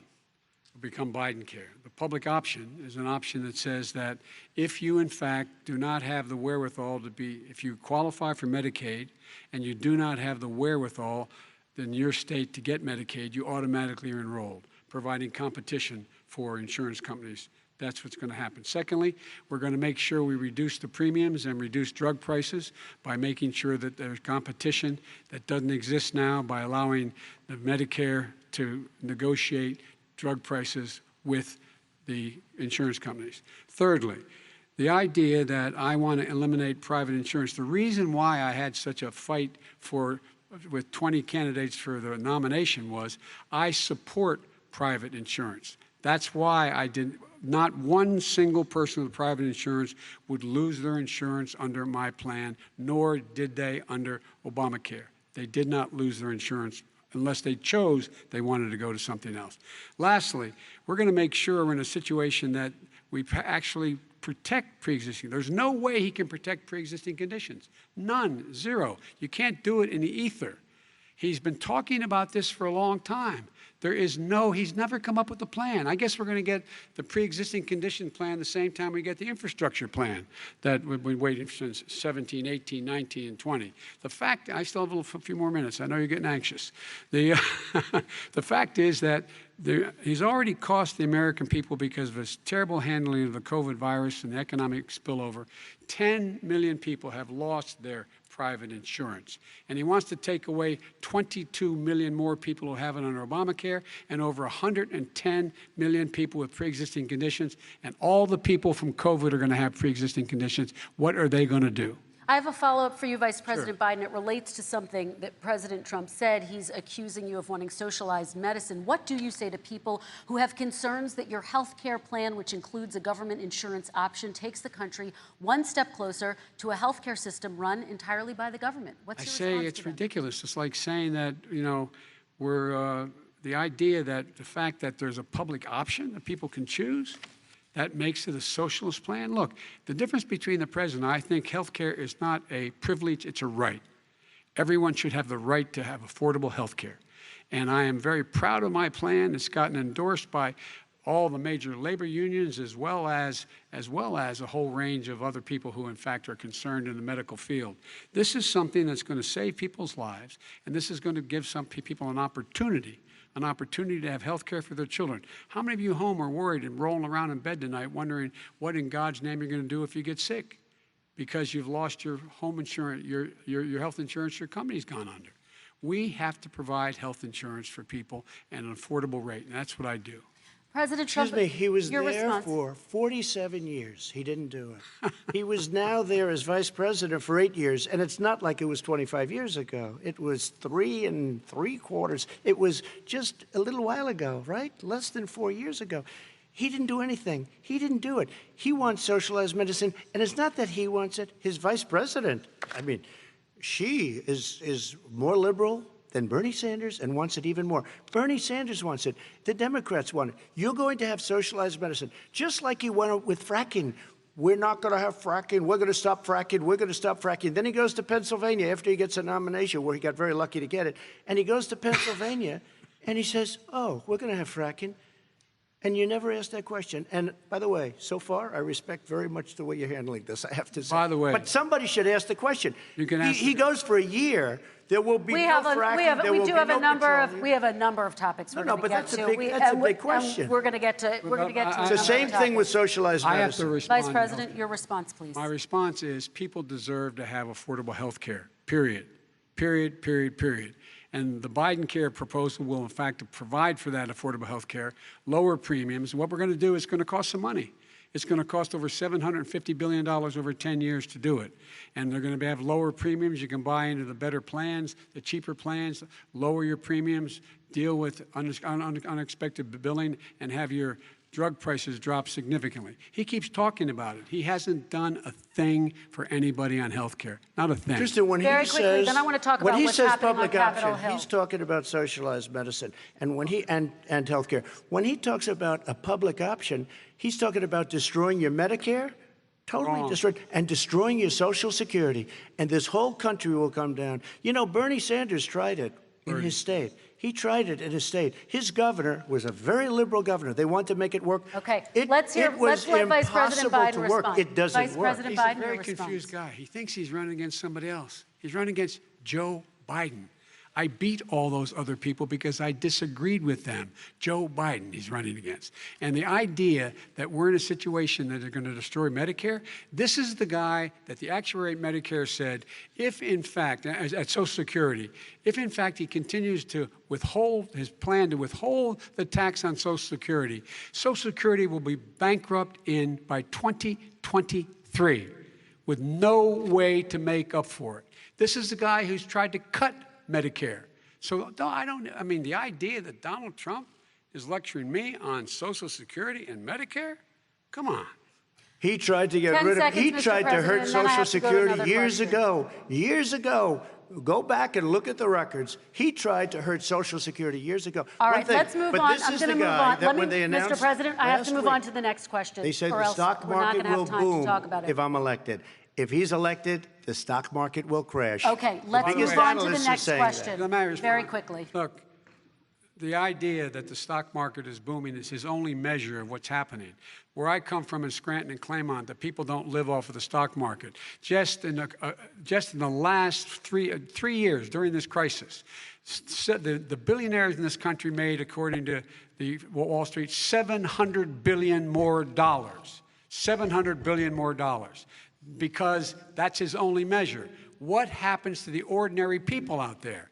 What happens to them? Let's talk about what's happening on Capitol Hill. We're going to move on, 401ks are through the roof. We're gonna move on. Stock are through the roof. All right. And he doesn't come from Scranton. That's like he lived there for a short period of time before he even knew it. We're going to move on to and the he next left. question. And the people of Pennsylvania Let me will move show on you to my that. next question, They gentlemen. understand. As of tonight, more than 12 million people are out of work. And as of tonight, 8 million more Americans have fallen into poverty, and more families are going hungry every day. Those hit hardest are women and people of color. They see Washington fighting over a relief bill. Mr. President, why haven't you been able to get them the help they need? 30 seconds here. Because Nancy Pelosi doesn't want to approve it. I do. But you're the president. I do, but I still have to get. Unfortunately, that's one of the reasons I think we're going to take over the House, because of her. Nancy Pelosi doesn't want to approve anything because she'd love to have some victories on a date called November 3rd. Nancy Pelosi does not want to approve it. We are ready, willing, and able to do something. Don't forget, we've already approved 3 plans, and it's gone through, including the Democrats, in all fairness. This one she doesn't want. It's near the election because she thinks it helps her politically.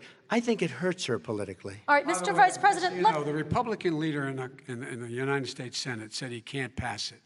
He will not be able to pass it. He does not have Republican votes. Why isn't he talking to his Republican friends? Let me follow up with you, Vice President we made a Biden, deal, the because Republicans let me will ask pass Vice it. President Biden a question. You are the leader of the Democratic Party. Why have you not pushed the Democrats to get a deal for the American people? Well, I have, and they have pushed it. Look, they passed this act all the way back in the beginning of the summer. This is like it's not new. It's been out there. This HEROES Act has been sitting there. And look at what's happening. When I was in charge of the Recovery Act with $800 billion, I was able to get $145 billion to local communities that have to balance their budgets and states that have to balance their budgets, so they didn't have to fire firefighters, teachers, first responders, law enforcement officers, so they could keep their cities and counties running. He will not support that. They have not done a thing for them. And Mitch McConnell said, let them go bankrupt. Let them go bankrupt. Come on. What's the matter with these guys? The bill that was passed in the House was a bailout of badly run, high-crime, Democrat, all run by Democrats, cities and states. It was a way of getting a lot of money, billions and billions of dollars to these states. It was also a way of getting a lot of money from our people's pockets to people that come into our country illegally. We were going to take care of everything for them. And what that does, and I'd love to do that, I'd love to help them, but what that does, everybody all over the world will start pouring into our country. We can't do it. This was a way of taking care of them. This was a way of spending on things that had nothing to do with COVID, as per your question. But it was really a big bailout for badly run Democrat cities and states. All right, By the way, I want to. if I get elected, I'm running as a proud Democrat, but I'm going to be an American president. I don't see red states and blue states. What I see is American, United States. And folks, every single state out there finds themselves in trouble. They're going to start laying off, whether they're red or blue, cops, firefighters, first responders, because teachers, because they have to balance their budget. And the founders were smart. They allowed the federal government to deficit spend to compensate for the United States of America. I want to talk about the minimum wage, gentlemen. Mr. Vice President, we are talking a lot about struggling small businesses and business owners these days. Do you think this is the right time to ask them to raise the minimum wage? You, of course, support a $15 federal minimum wage. I do, because I think one of the things we're going to have to do is we're going to have to bail them out, too. We should be bailing them out now, those small businesses. You got 1 in 6 of them going under. They're not going to be able to make it back. They passed a package that allows us to be able to call PPP. Money is supposed to go to help them do everything from organize how they can deal with their businesses being open safely. Schools, how they can make classrooms smaller, how they can hire more teachers, how they can put ventilation systems in. They need the help. The businesses as well as the schools need the help. But these guys will not help them. Is not giving them any of the money. We are going to move on to immigration, one thing very but I quickly, want he to said get we your have to help our reaction. small businesses by raising the minimum wage. That's not helping. I think it should be a state option. Alabama is different than New York. New York is different from Vermont. Every state is different. It should be a state option. You said very recently. We recently. have to help. It's very important. We have to help our small businesses. You How said- are you helping your small businesses when you're forcing wages? What's going to happen, and what's been proven to happen, is when you do that, these small businesses fire many of their employees. You said very Not true, recently you would by the way. consider raising the federal minimum it. wage to $15 Say an it. hour. You said recently you would consider raising the federal minimum wage to what I $15 an hour. really Is that like, still the case? And I would consider it to an extent, but In a what I second really administration? like, in a second administration, but not to a level that's going to put all these businesses out of business. It should be a state option. Look, I've lived in different places. I know different places. They're all different. Some places, $15 is not so bad. In other places, other states, $15 would be Okay, President ruinous. Trump, thank you. Quick response, Vice President Biden. 2 jobs, 1 job, be below poverty. People are making $6, $7, $8 an hour. These first responders, we all clap for as they come down the street because they've allowed us to make it. What's happening? They deserve a minimum wage of $15. Anything below that puts you below the poverty level. And there is no evidence that when you raise the minimum wage, businesses go out of business. That is simply not true. We're going to talk about immigration. We're going to talk about immigration now, gentlemen, and we're going to talk about families within this context. Mr. President, your administration separated children from their parents at the border, at least 4,000 kids. You've since reversed your zero-tolerance policy, but the United States can't locate the parents of more than 500 children. So how will these families ever be reunited? Children are brought here by coyotes and lots of bad people, cartels, and they're brought here, and they used to use them to get into our country. We now have as strong a border as we've ever had. We're over 400 miles of brand new wall. You see the numbers, and we let people in, but they have to come in legally, and they come in through But merit. how will you But let reunite me these just tell kids you, with their families, Let me just tell you, Mr. they President? built cages. You know, they used to say, I built the cages, and then they had a picture in a certain newspaper, and it was a picture of these horrible cages, and they said, look at these cages. President Trump built them, and then it was determined they were built in 2014. That was him. Do you They have a built plan to cages. reunite the kids Yes, with we're their working on families? it we're trying very hard. But a lot of these kids come out without the parents. They come over through cartels and through coyotes and through gangs. Vice President Biden, let me bring you into this 525 conversation. Quick response, and then another question to you. These 500-plus kids came with parents. They separated them at the border to make it a disincentive to come to begin with. Real tough. We're really strong. And guess what? They cannot, it's not coyotes didn't bring them over. Their parents were with them. They got separated from their parents. And it makes us a laughing stock and violates every notion of who we are as a nation. Let me ask you a follow-up Kristen, question. they did it. We changed the policy. Your response they to that? They did it. We changed. did not They built the separate cages. they- Who built the cages, Joe? Let's talk about what Who we're built the talking about. cages, Let's Joe? talk about what we're talking about. What happened? Parents were ripped, their kids were ripped from their arms and separated. And now they cannot find over 500 of sets of those parents, and those kids are alone. Nowhere to go. Nowhere to go.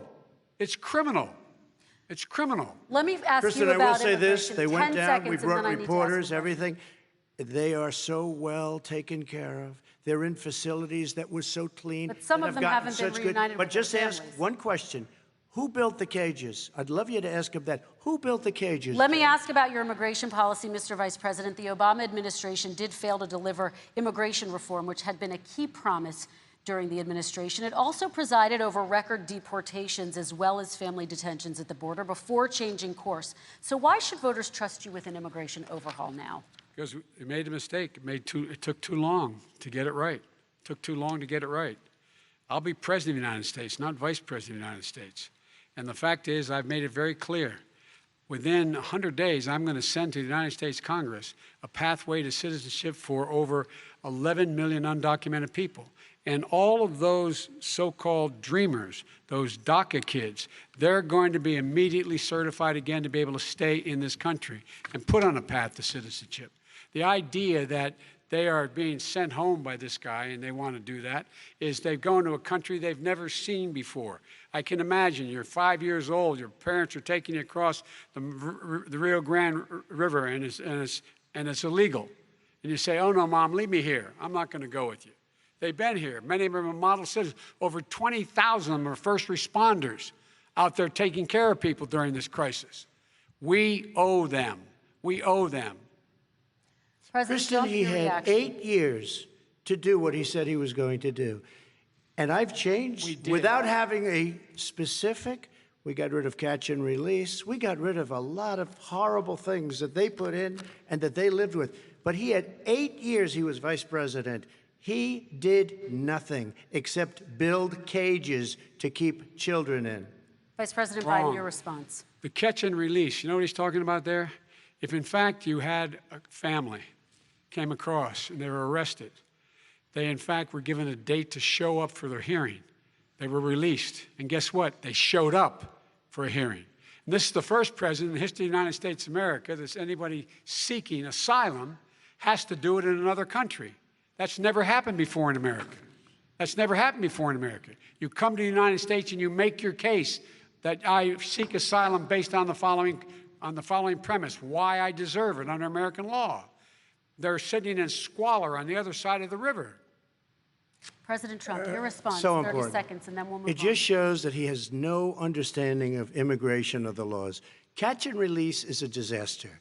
A murderer would come in, a rapist would come in, a very bad person would come in. We would take their name. We have to release them into our country. And then you say they come back. Less than 1% of the people come back. We have to send ICE out and Border Patrol out to find them, we would say, come back in 2 years, 3 years, we're going to give you a court case. You need Perry Mason. We're going to give you a court case. When you say they come back, they don't come back, Joe. They never come back. Only the really, I hate to say this, but those with the lowest IQ, they might come back. Okay, President Trump, let's give Vice President Biden a chance to respond, and then we're going to move on to the next section. You don't know the law, Joe. Vice President Biden, your response. Know the law, what he's telling you is simply not true. Well, check it out. They don't come back. Check it out. All right, let's move on. But we don't have to worry about it because they section. terminated it, so we don't have to worry about it Let's anymore. move on to the next And you have section. 525 kids not knowing where in God's name they're going to be and lost their parents. Go ahead. All right, let's talk about our next section, which is race in America. And I want to talk about the way Black and brown Americans experience race in this country. Part of that experience is something called the talk. It happens regardless of class and income. Parents who feel they have no choice but to prepare their children for the chance that they could be targeted, including by the police, for no reason other than the color of their skin. Mr. Vice President, in the next 2 minutes, I want you to speak directly to these families. Do you understand why these parents fear for their children? I do. I do. You know, my daughter is a social worker, and she's written a lot about this. She has her graduate degree from the University of Pennsylvania in social work. And you know, one of the reasons why I ended up working on the east side of Wilmington, Delaware, which is 90% African American, was to learn more about what was going on. I never had to tell my daughter, if she's pulled over, make sure she puts, for a traffic stop, put both hands on top of the wheel and don't reach for the glove box because someone may shoot you. But a black parent, no matter how wealthy or how poor they are, has to teach their child, when you're walking down the street, don't have a hoodie on when you go across the street. Making sure that you, in fact, if you get pulled over, yes, yes, sir, no, sir, hands on top of the wheel, because you are, in fact, the victim, whether you're a person making child of a $300,000 a year person or someone who's on food stamps. The fact of the matter is, there is institutional racism in America. And we have always said, we've never lived up to it, that we hold these truths to be self-evident. All men and women are created equal. But guess what? We have never, ever lived up to it, but we've always constantly been moving the needle further and further to inclusion, not exclusion. This is the first president to come along and says, that's the end of that. We're not going to do that anymore. We have to provide for economic opportunity, better education, better health care, better access to schooling, better access to opportunity to borrow money to start businesses. All the things we can do, and I've laid out a clear plan as to how to do those things, just to give people a shot. It's about accumulating the ability to have wealth as well as it is to be free from violence. President Trump, same question to you, and let me remind you of the question. I would like you to speak directly to these families. Do you understand why these parents fear for their children? Yes, I do. And again, he's been in government 47 years. He never did a thing except in 1994 when he did such harm to the black community. And they were called, and he called them super predators. And he said that. He said it, super predators. And they have never lived that down. 1994, your crime bill, the super predators. Nobody has done more for the black community than Donald Trump. And if you look, with the exception of Abraham Lincoln, possible exception, but the exception of Abraham Lincoln, nobody has done what I've done. Criminal justice reform, Obama and Joe didn't do it.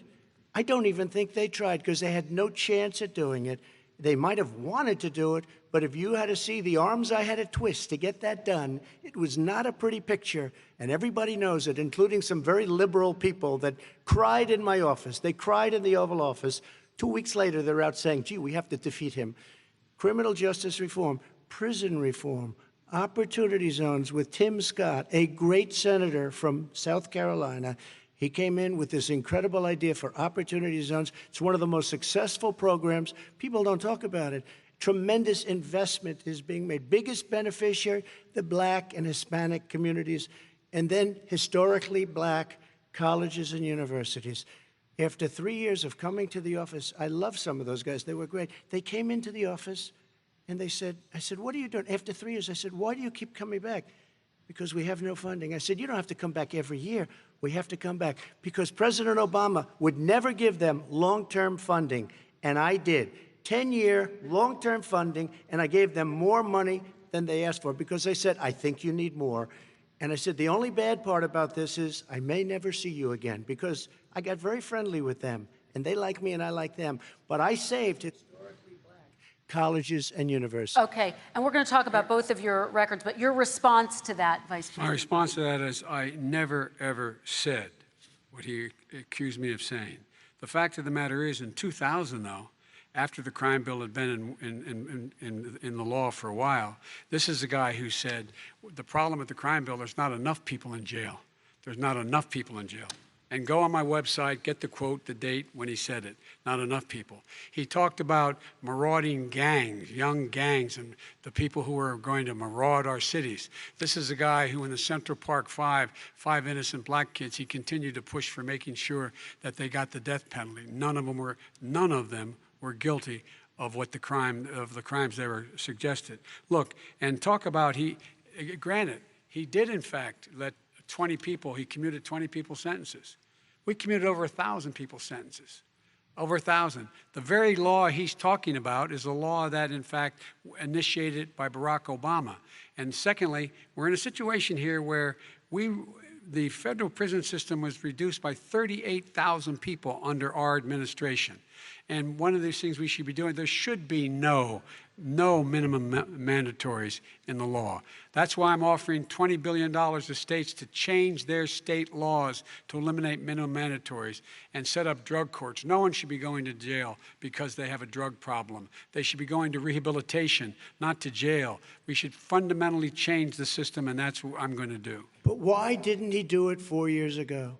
Why didn't you do that 4 years ago, even less than that? Why didn't you do it? You were vice president. You keep talking about all these things you're going to do, and you're going to do this.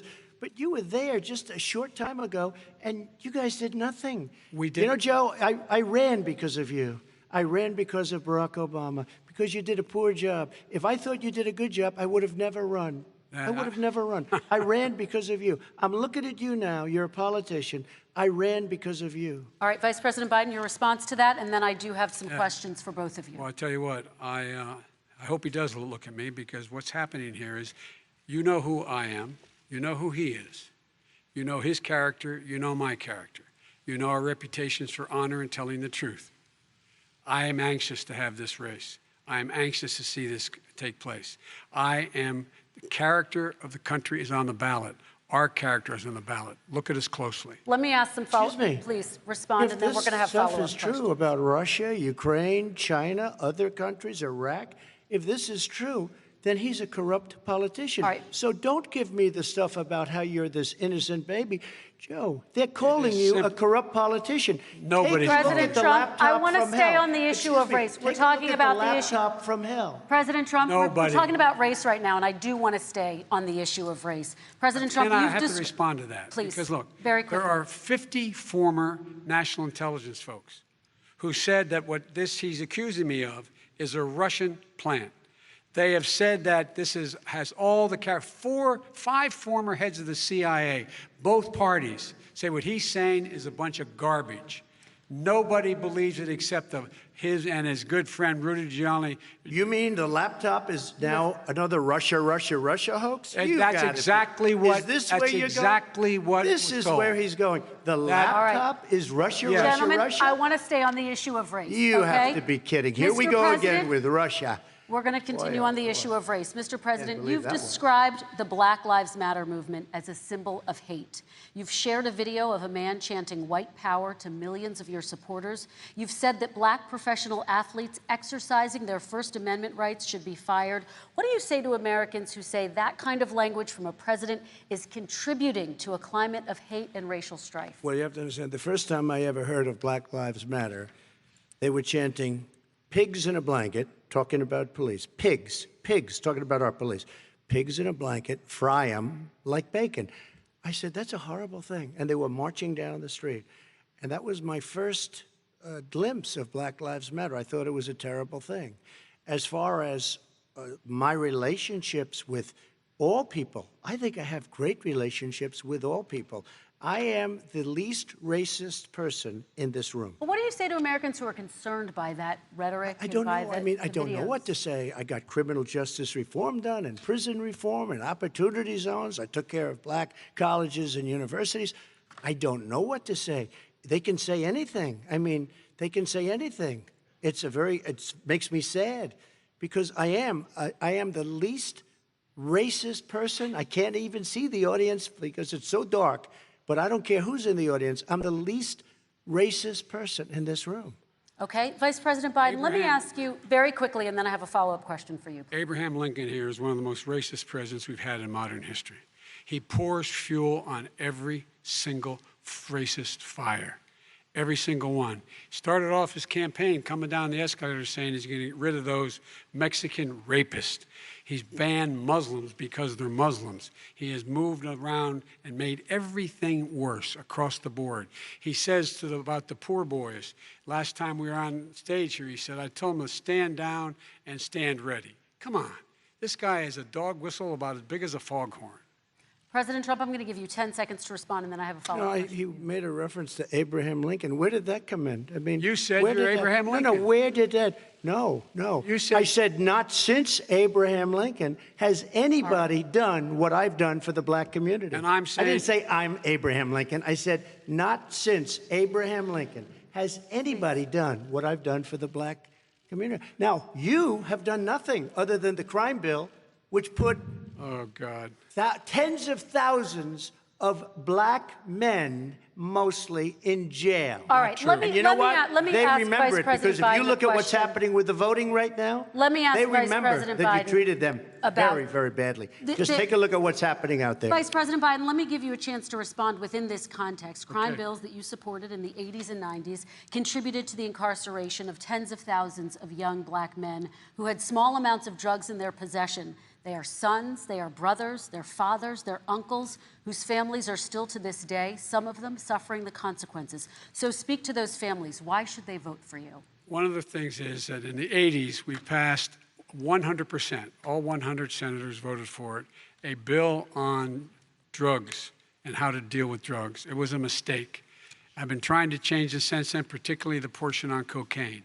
That's why I've been arguing that, in fact, we should not send anyone to jail for a pure drug offense. They should be going into treatment across the board. That's what we should be spending money. That's why I set up drug courts, which were never funded by our Republican friends. They should not be going to jail for a drug or an alcohol problem. They should be going into treatment. That's what we've been trying to do. That's what I'm going to get done because I think maybe the American people have now seen that, in fact, it was a mistake to pass those laws relating to drug. But they were not in the crime bill. But why didn't he get it done? See, it's all talk, no action with these politicians. Why didn't he get it done? That's what I'm going to do when I become president. You were vice president along with Obama as your president, your leader, for 8 years. Why didn't you get it done? You had 8 years to get it done. Now you're saying you're going to get it done because you're all talk and no action, Jim. We got a Your lot of it response. done. We released didn't get 38,000. We anything got done. 38,000 prisoners left from the. You got nothing done. 38,000 prisoners were released from federal prison. There were over 1,000 people who were given clemency. In fact, we're the ones that put in the legislation saying we could look at pattern and practice of police departments and what they were doing, how they were conducting themselves. I could go on, but we began the process. We lost an election. That's why I'm running to win back that election and change his terrible policy. I Quick just response, asked, and then we're I gonna just move asked on one to climate question. change. Why didn't you do it in the 8 years, a short time ago? Why didn't you do it? You just said, I'm going to do that, I'm going to do this. You put tens of thousands of mostly black young men in prison. Now you're saying you're going to undo that. Why didn't you get it done? You had 8 years with Obama. You know why, Joe? Because you're all talk and no action. All right, Vice President Because Biden, and then we're going to move on to the next section. We had a Republican Congress. That's the answer. Well, Okay. you got to talk them into it, Joe. All right. Sometimes you got to talk them into it. We're going to move on to our next section, Like I which did is with criminal climate justice change. reform. I had Okay. to talk Democrats into it. Gentlemen, You did what we we're running out of already done. time, so we got to get on to Okay. climate change, please. You both have very different visions on climate change. President Trump, you say that environmental regulations have hurt jobs in the energy sector.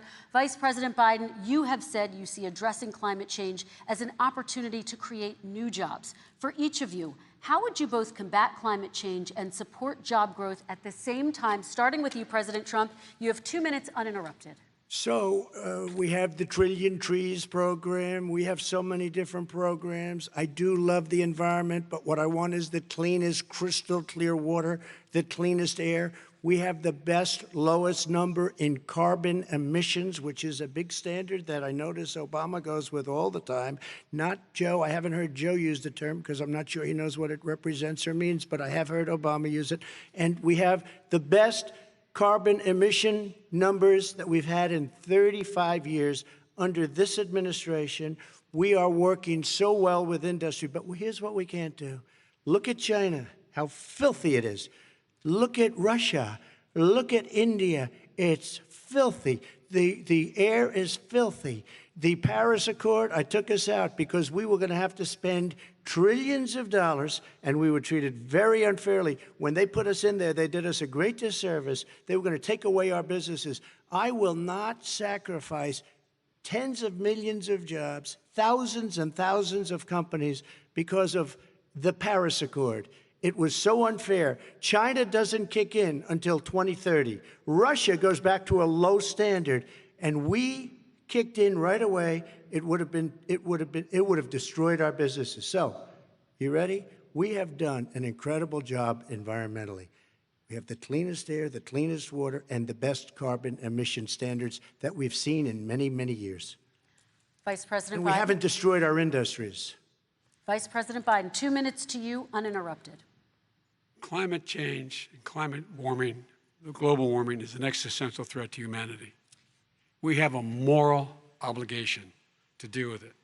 And we're told by all the leading scientists in the world we don't have much time. We're going to pass the point of no return within the next 8 to 10 years. 4 more years of this man eliminating all the regulations that were put in by us to clean up the climate, to limit the limit of emissions will put us in a position where we're going to be in real trouble. Here's where we have a great opportunity.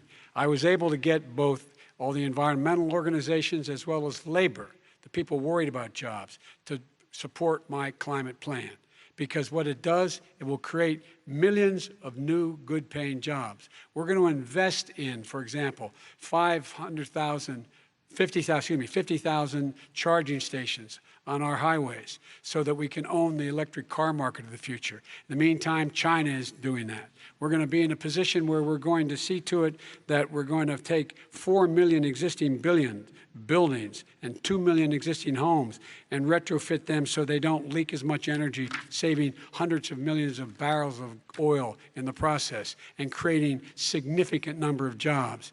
And by the way, the whole idea of what this is all going to do, it's going to create millions of jobs, and it's going to clean the environment. Our health and our jobs are at stake. That's what's happening. And what right now, by the way, Wall Street firms indicated that my plan will in fact create 18.6 million jobs, 7 million more than his. This is from Wall Street. And I'll create $1 trillion more in economic growth than his proposal does. Not on climate, just on... President Trump, you're Today came out and said very strongly, $6,500 will be taken away from families under his plan, that his plan is an economic disaster. If you look at what he wants to do, you know, if you look at his plan, his environmental plan, you know who developed it? AOC +3. They know nothing about the climate. I mean, she's got a good line of stuff, but she knows nothing about the climate. And they're all hopping through hoops for AOC +3. Look, their real plan costs $100 trillion. If we had the best year in the history of our country for 100 years, we would not even come close to a number like that. When he says buildings, they want to take buildings down because they want to make bigger windows into smaller windows. As far as they're concerned, if you had no window, it would be a lovely thing. This is the craziest plan that anybody has ever seen. And this wasn't done by smart people. This wasn't done by anybody. Frankly, I don't even know how it can be good politically. Right. They want to spend $100 trillion. That's their real number. He's trying to say it was 6. It's $100 trillion. They want to knock down buildings and build new buildings with little, tiny, small windows. I mean, and many other things. Okay. And many other things. Let me have the Vice President It respond, is and we're running out of crazy. time, and we have a lot And more you'll questions to destroy get our to. country. So let's hear from the Vice President. I have a number more questions. I don't know where he comes from. I don't know where he comes up with these numbers. Queens. $100 trillion. Give me a break. This plan was, plans endorsed by every major environmental group and every labor group. Labor, because they know the future lies. The future lies in us being able to breathe, and they know there are good jobs in getting us there. And by the way, the fastest growing industry in America is solar energy and wind. He thinks wind causes cancer, windmills. It's the fastest growing jobs, and they pay good prevailing wages, $45, $50 an hour. We can grow and we can be cleaner if we go the route I'm proposing. President Trump, Excuse me. please We are respond, and energy- then I have some We are follow-ups. energy independent for the first time. We don't need all of these countries that we had to fight war over because we needed their energy. We are energy independent. I know more about wind than you do. It's extremely expensive, kills all the birds, it's very intermittent, it's got a lot of problems, and they happen to make the windmills in both Germany and China. And the fumes coming up, if you're a believer in carbon emission, the fumes coming up to make these massive windmills is more than anything that we're talking about with natural gas, which is very clean. One other thing. Find me a scientist Solar. who said that. I love solar, but solar doesn't quite have it yet. It's not powerful yet to really run our big, beautiful factories that we need to compete with the world. So False. It's all a pipe dream. But you know what we'll do? We're going to have the greatest economy in the world. But if you want to kill the economy, get rid of your oil industry. You want, and what about fracking? All right, now, let me now we have to ask him about allow fracking. Vice President Biden to I respond. never said I oppose fracking. You said it on tape. I did. Show the tape. Put it on your website. I'll put it on. Put it on the website. The fact of the matter is Showed he's it last flat lying. Would you rule out banning fracking? I do rule out banning fracking because the answer, we need other industries to transition to get to ultimately a complete zero emissions by 2025. What I will do with fracking over time is make sure that we can capture the emissions from the fracking, capture the emissions from gas. We can do that, and we can do that by investing money in doing it, but it's a transition to that. I have one more question in this pod, and then Excuse me, we have. he was against fracking. He said it. I will show that to you tomorrow.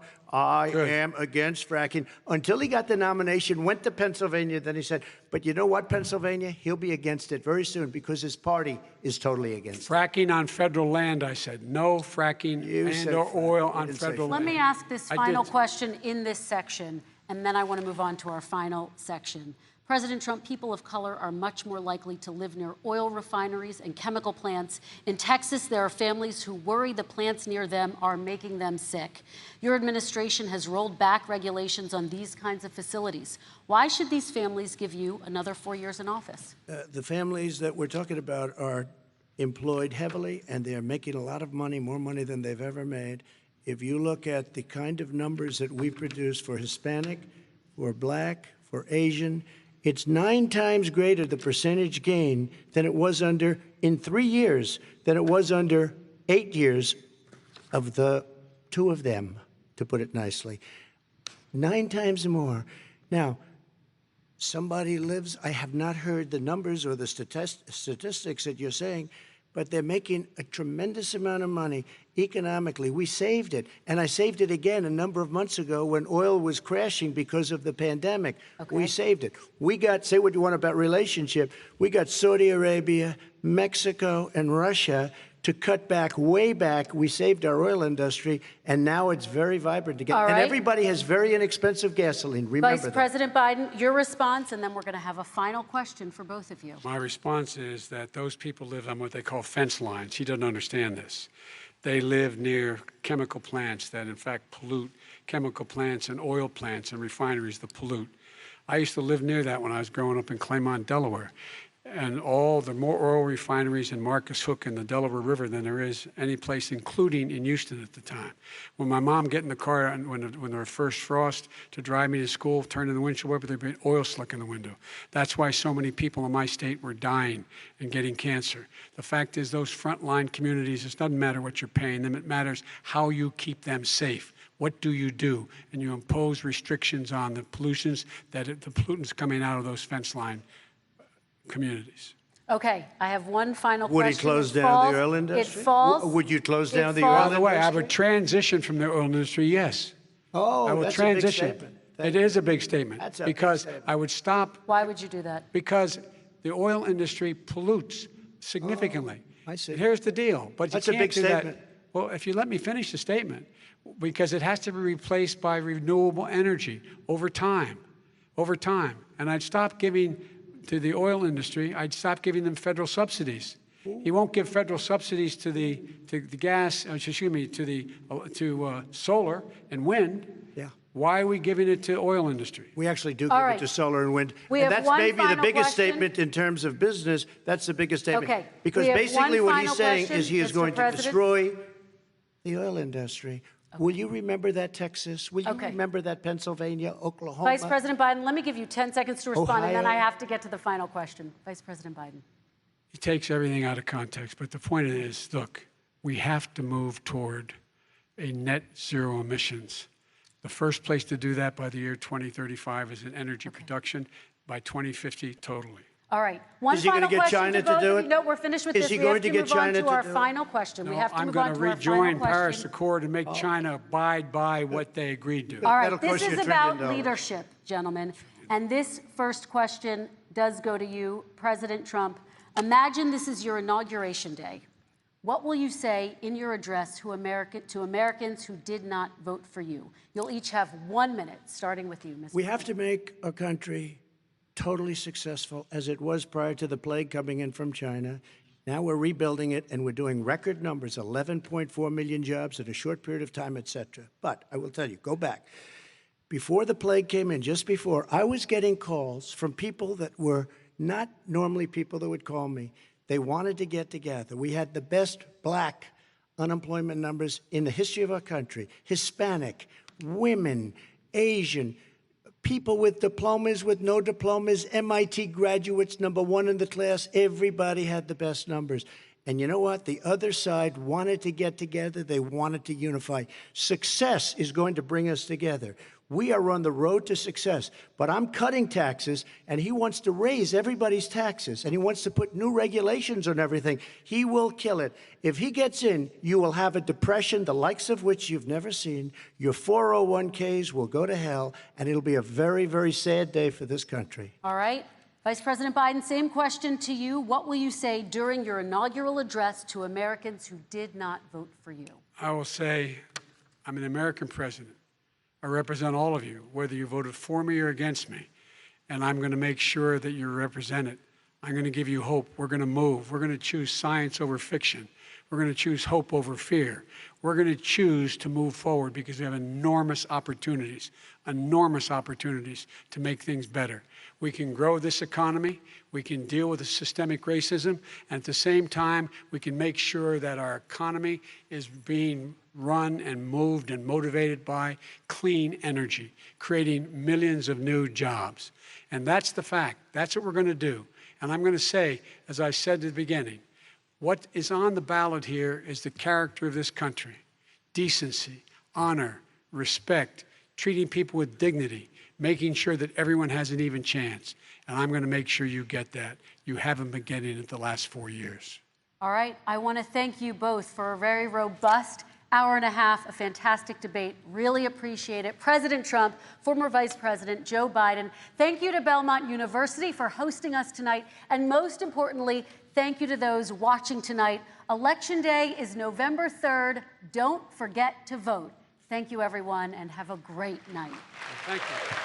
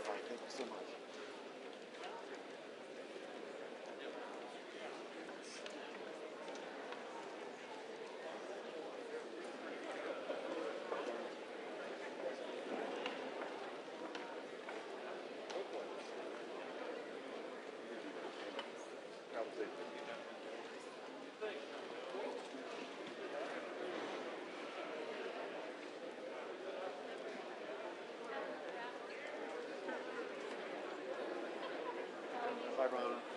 Eric.